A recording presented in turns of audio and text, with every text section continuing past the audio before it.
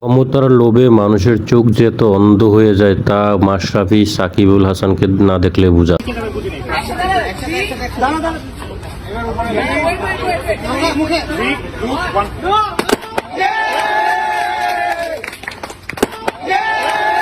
দর্শক, শিক্ষার্থীরা কাজটা ঠিক করছে কিনা আপনারা কমেন্ট করে জানান।